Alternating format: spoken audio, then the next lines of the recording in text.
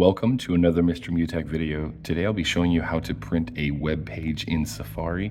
I will be demonstrating this on the iPhone 16 Pro Max.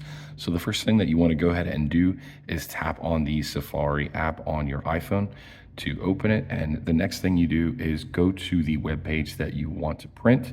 Now I have just gone to apple.com, so we'll go ahead and use this as a example. So the next thing you will do is go ahead and select the share button down here at the bottom, or if your browser window is at the top where you type in your address, just tap on this button here. Once you tap on that share button, you're then going to see an option here, and go ahead and scroll down until you see print.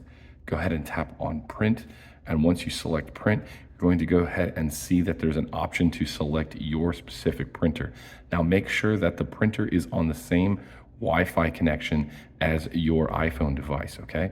And then go ahead and find that printer, go ahead and select the printer, and then now you can press this print button right here, or you can make modifications to the web pages to make sure if you want to just print part of that page that all of them don't get printed.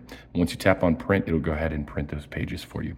Hopefully that's helpful for you guys, and if so, feel free to give me a thumbs up. Thank you so much for watching, and have an awesome day.